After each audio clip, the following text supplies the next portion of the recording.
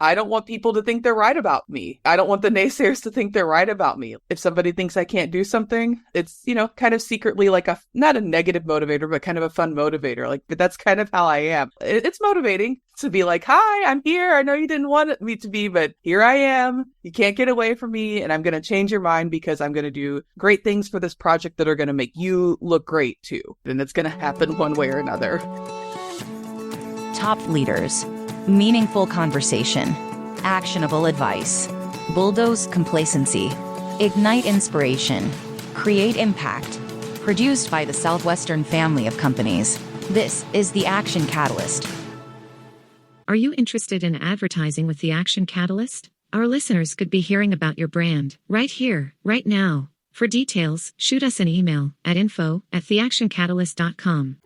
Today's guest is Cassie Petrey, CEO and co-founder of social media and music management firm CrowdSurf and a Forbes 30 Under 30, as well as a Billboard 30 Under 30 recipient. Her clients include heavy hitters like the Backstreet Boys, Camila Cabello, and Pink, as well as Apple, Google, and top labels like Universal, Sony, Disney, and more.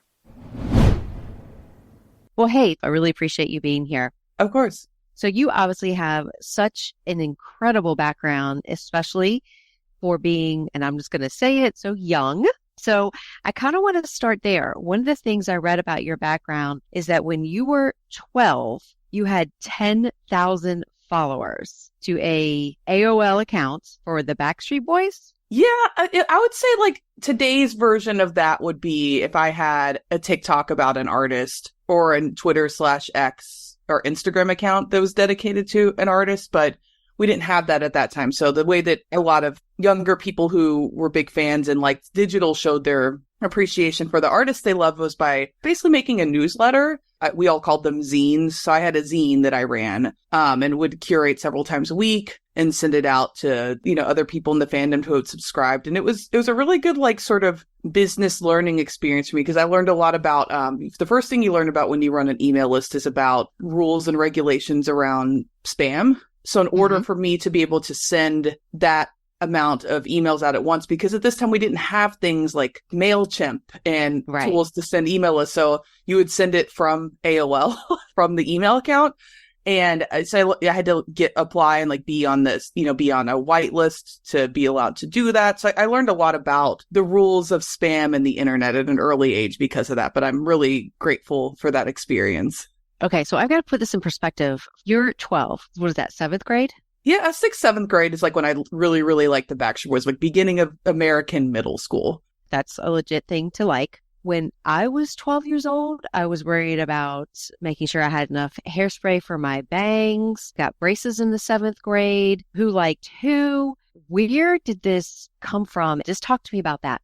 So I think that I get a lot of actually this interest in technology from my grandfather. I lived with my grandparents growing up, and he was always a very curious person about not just about technology, but about everything. So he always had the new gadgets, kind of like nerdy, but also like really adorable. But as I've gotten older, I realized how awesome of a quality that is in him. So he always had like computers before everyone else, like a laptop that, kind of more similar to what we have today. And we had AOL before a lot of other people. And I think that his curiosity kind of sparked that curiosity in me as well, and like wanting to learn about that sort of stuff. So I think a little bit of it came from there, but also I think a lot of it came from the friend group that I was in. Not that they were all building websites, but we all really enjoyed pop culture. We liked going to concerts together. So doing this stuff was a part of my social life, and some of the stuff I was creating and posting online and showing my dedication for the Backstreet Boys was also like a part of my friend group. We all really liked music and watching TRL and liked watching VHS tapes of concerts and like going to concerts when they came into town. So I think that my friends having, maybe not the exact interest in terms of like internet marketing, but in terms of being interested in pop culture in general made me comfortable really like being my true full self in that activity of mine. So did you have any idea how this internet marketing was going to just explode? When was your first, like, hey, I'm on the cusp of making some major histories?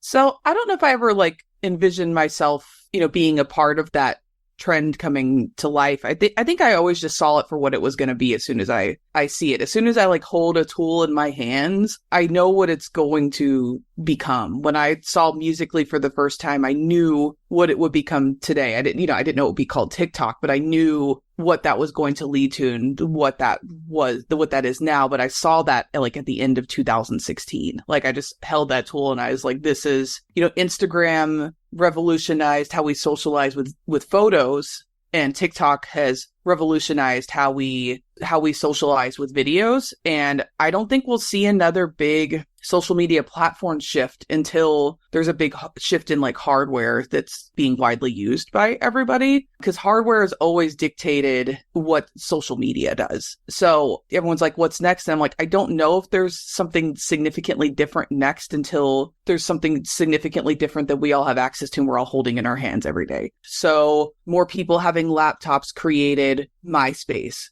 More people being able to text from a phone created Twitter. More people being able to have photos on their phone created Instagram. And then more people having videos on their phone created TikTok. That it really is what dictates what platform comes next. We'll obviously have new tools and new things come into the market, but I don't think we'll see as drastic of a shift in social platforms until there's hardware to sort of inspire that shift. And I think, to your point, hardware available to the masses. Yes. Like I think VR is a big thing, but it's still at a price point that not everybody. VR, you can't, there's a lot of limitations as to how much time you can use it for. I mean, for a lot of reasons, you couldn't be in that situation in a VR room for more than 20 minutes. One, it's going to be difficult for people to figure out how to take a break and go use the bathroom because you're going to have to like gear off in the mid-experience. It's probably not good for your brain. I don't know like the science behind that, but I imagine that it's not great to do that kind of experience for more than 20 minutes. So I think that there's some limitations too in terms of like, one, it being mobile and being able to carry it with you, but two, like how long a person can engage with that in a healthy way. So I think that has a second to sort of develop before we see major changes because of that. Here you are today, co-founder of your own social media music management firm. You are young. I like that. I feel old all the time, so call me young as much as you want. Being, young and female, both of those things either together or separately can definitely create adversity sometimes. I will say, though, I haven't had some of the horror stories that other people have had, luckily. Like, I've had my moments where I can call out where, like, I know that if I said the same thing on the phone or in an email in a room and I was older, I was a man, or I was both of those things, that I would be taken more seriously. And I see some of my clients who have older white male managers, and I feel like those guys do nothing for the artist, and the artist idolizes them strangely. Like, I'll never understand some of that. So there's some frustrations that I have for that. But overall, I think I just always have kind of had the mindset, like, I'm going to do this no matter what. And I will keep pushing no matter what. I have those moments, but I'm not going to let it stop me. And I actually I feel like this moment happened at the right time in my life. Not this year, but the year before, I attended a Forbes summit in Abu Dhabi. And because of some world conflicts, Hillary Clinton was supposed to be there in person, but she wasn't able to. But they had her like conference in. And I was fortunate enough to be selected to like ask her a question directly, which was a really awesome moment for me. And the question I asked her, and I was kind of dealing with a couple different things at work that were challenging, not because of the people that I work with, but because of external circumstances with some of the clients I work with. And I asked her, I'm like, you went through like the greatest, like one of the greatest career losses that you can. You lost a presidential election. Why are you still here? Like, how do you keep going after that? Because I think a lot of people, if they lost a presidential election, would be like, yeah, bye. Yeah. Where's the nearest rock I can crawl under? Yeah. Yeah. And she's just like, I don't want people to think they're right about me. Like, I don't want the naysayers to think they're right about me. It's like I almost have too much ego or too much pride to do that. But I think that's a really positive thing. And I feel the same way. Like, if somebody thinks I can't do something, it's, kind of secretly like not a negative motivator, but kind of a fun motivator. Like, but that's kind of how I am. It's motivating to be like, hi, I'm here. I know you didn't want me to be, but here I am. You can't get away from me, and I'm going to change your mind because I'm going to do great things for this project that are going to make you look great too. And it's going to happen one way or another. Oh my gosh. Okay. So do you consider yourself more of an artist or more of a business person? Definitely a business person. I think I'm very creative, but definitely like in a business way. I think I'm really good at creating new processes to solve problems that like nobody would have pieced together the same way. I think I'm really good at looking at somebody's art or product of being an artist and figuring out how they can make some changes and make their business operate more efficiently or market their product more efficiently. But I'm definitely business like through and through for sure.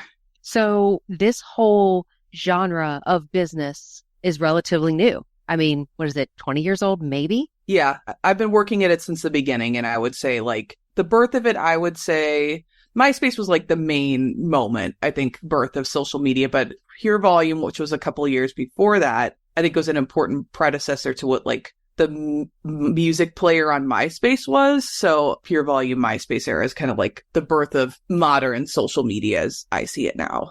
So knowing now all the platforms that we have, what advice do you give to folks that say, hey, now, I mean, let's say it's been 20 years. I mean, now it's flooded. So how do you differentiate yourself if you were just now coming up into it?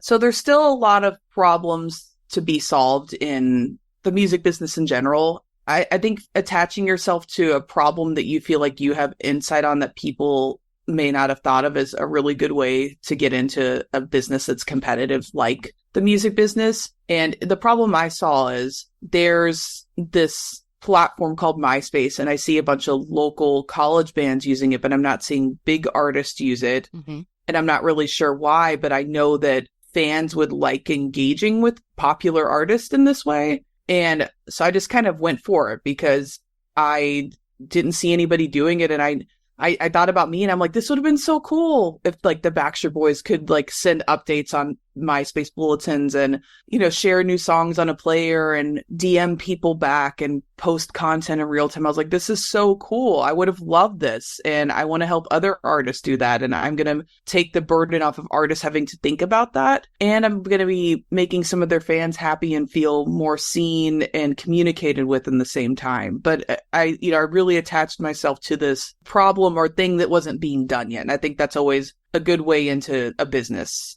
It's easier to win in business if you pick a lane that isn't as crowded, but might have problems that affect a lot of people on a frequent basis. That's great counsel. So running your company, what are some of the business things that you wish you knew that you had to learn the hard way? One of the biggest things I had to learn the hard way is that it's a very different payment schedule in terms of how you get paid as a business versus how you get paid as an employee. So there's a lot of laws protecting employees in terms of you having to be paid, on time in the way they were promised. In business, it's a little more dicey. Like I would say most companies aren't going to pay you for at least 30 days. And sometimes they tell you they're going to pay you in 30 days, but they actually don't pay you for 6 months. And sometimes in worst case scenario, people don't pay you ever. You get ripped off. So I've obviously evolved like my policies over the years to protect myself from different situations like this. But when you pick up a project, you're kind of having to invest a little bit. Like you have to invest in staff and resources before you get paid, especially at the bigger companies like a Warner or Sony or a Universal or Disney. They're going to pay at least the minimum. They'll pay you 30 days. A lot of times it's 90, 120. Sometimes it gets lost in the shuffle and you don't get it for like 6 months or a year. So you just have to plan your cash flow schedule accordingly and know how much cash you have to have on hand to run your business and have a really good system in place for keeping track of what's owed to you and when to cut off projects when they haven't paid. So I'd say that's one thing that I just wish I understood better because I didn't start a company with like that knowledge or funding. And at the beginning, the first year, it's really hard to be like, oh, I thought I would have gotten paid by now and I can't pay my rent. And this is scary. So I have that under control now, but people don't pay their bills on time. It's just not the same as being an employee. So really think about that when you're starting a business, if you want to do that. I'd say that's part one. And part two, probably the hardest part of your job is not going to be the service you offer or the product you're making. The hardest part of the job for me, and I think a lot of other people who run a business, is like the personnel and staff side of it. It's really tough. I feel like there's not a lot of education on how to and while you're in school anyway, on how to hire the right people, manage them the correct way. And then that's evolves per generation too, and what's happening in the world. How you manage people before and after COVID is pretty different. How you manage people in the office versus work from home, very different. And I would say that's definitely the hardest part of my job. And I think I've learned a lot, and I give a lot of other people advice now on those topics, but it was a hard journey, one from a business standpoint, but two emotionally, because it's hard to not take things personal when somebody that's worked for you for 5 years quits that you really liked and you feel like you had a friendship with too, or somebody leaves and goes to another company, or it can even be like emotionally daunting sometimes when you delegate a task to somebody and they don't do it. You get in your head and you're like, am I not delegating right? Do they just not like me? Do they just not care? And it really has taken a lot of work to be able to have a better like emotional relationship with, employees, leaving or not doing their jobs correctly. Thank you, by the way, for the vulnerability of sharing that. Of course. One of the things I think you really hit the nail on the head with is the people side of the business. What are some of the resources that you've leaned on to help develop your leadership and management styles?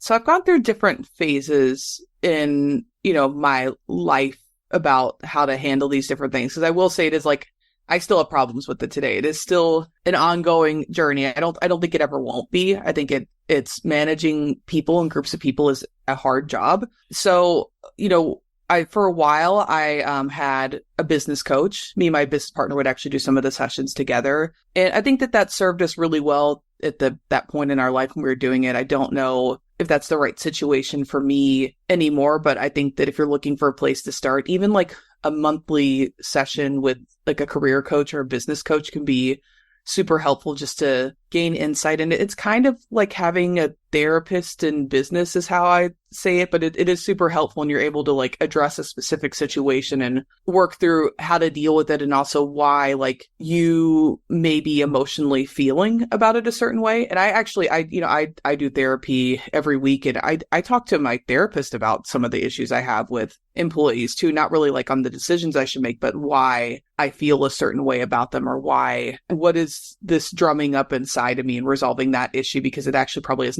anything to do with work, but work and your history of your life, they do affect each other. So it is, I think it's important to figure out some way to analyze why you may feel like you're overreacting in certain situations at work, and not have that conversation be happening with people that you work with. So I think that's something that's really important. I've read a lot of different books over the years, but I would say, and a lot of them have helped me in different capacities, but I will say the one book that always helps me when I'm struggling with personnel issues and how I feel about them is The Four Agreements. I know that's not really a business book, but I have a mini version of it actually that I keep in my purse. And if I go through it and think about each agreement, and this like the mini version of the book you can read in like 5 minutes. But I find if I go through it, I can pinpoint like what's out of balance with that issue and kind of bring it back into perspective and bring it back into logic. And once I bring it back into logic, I feel like I can make a better decision.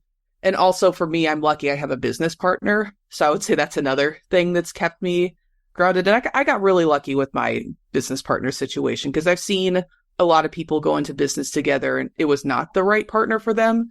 And the reason why I think we work is purely just luck. Like, we didn't ask each other the right hard questions at the beginning of this. I wouldn't have known the right hard questions to ask when I was 20 years old when we did this. We got lucky in terms of being really aligned on the big stuff, what's important to us, and just, I think, having a good moral compass and being generally good people has worked out. But I've seen a lot of people not be in the same situation as me. So I got lucky on that one, but it's nice to have somebody like her to be able to talk to about these issues as well, because other perspectives are important in these tricky personnel situations sometimes.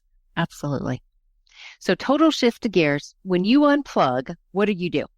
When I unplug, it depends on how much time I have. I think that if I'm trying to wind down to like go to sleep, I love television. Apparently, I love first responder television. I didn't realize that was a genre until one of the streaming platforms gave me a category that was like first responder TV. And I'm like, oh, I guess that's my thing. Television is kind of like I guess sort of an easy lift to take me out of my head if I've had a rough day. my favorite thing to do to relax is to watch Sabrina the Teenage Witch on Hulu. I like, even if it's just like 10 minutes, I like to like turn it on. It's strangely like such a peaceful sitcom for me, but I like to watch that even if it's like in a small dose or like 5 to 10 minutes before I go to bed, while I'm eating, something like that. I really like it. I love going for a walk. I walk a lot. I walk a lot when I'm on conference calls actually, but I like to walk and maybe call a family member. Sometimes that's helpful to kind of take me out of my head and relax a little bit, and brings me joy. And if I have more time, I like anything to do with the water. I love swimming. There's a nice swimming pool complex that I can walk to from my house. That's awesome. That's one of the reasons actually like why we moved to this area. We also moved to this area because we live in Santa Monica and we wanted to be closer to the ocean. So I like being around the ocean. And if I have the most time, I like to travel somewhere and go somewhere where I can swim and do snorkeling and other nice things in the water. But I really enjoy swimming, snorkeling, and finding sea turtles in Hawaii. That is my ultimate way to relax. Oh, that's awesome. What's next? As you look to the future, where do we go from here? I think I have a couple lanes for next. There's still a lot of problems to be solved in digital marketing, and there's more work than ever for artists to do. So I think that my business will still be evolving on that front and continuing to figure out how to make artists' lives a little bit easier on the digital marketing front and this like ongoing need to create a ton of content. So I think that's going to be one important thing. The second lane, artist management. I really want to find one or two more artists to really get behind and be a part of their team. So I'm kind of looking for those projects right now, but we'd like a couple more of those over the next few years. I think lane number 3 is I really want to figure out how to evolve how digital marketing people in the music business are compensated. So right now we operate very much on a retainer basis. So you get, a monthly fee for the work that you do.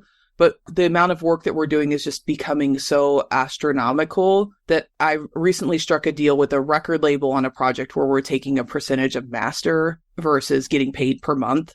And I think that's going to work great for the artist because they're not going to have that, upfront cost going against their advance in their record deal. The record label doesn't have to front that cost up front. But if this project does work, I win and I feel good about the work I did in the beginning of their career and getting them going on the digital front. I'm really hoping to see more projects that are formatted on a percentage basis. And that's a legacy that I want for me, but I want to be a part of other digital people being able to do that too. So that's why I'm openly talking about these deal structures, because I want other digital marketing people to maybe think about a percentage might be a better option for them. Like in the music business, accountants / business managers is what they're called, and lawyers and artist managers are compensated on percentage. And I think digital is oftentimes just as important as any of those roles. And I want digital to be compensated and rewarded in the long run in a respectable way if they're an important part of an artist's career. And then item 4, I want to make a book about evergreen principles of social media. It's something I'm working on right now. But because I've done this for so long, I've seen there's a lot of things that change, but there's a lot of things that stay the same.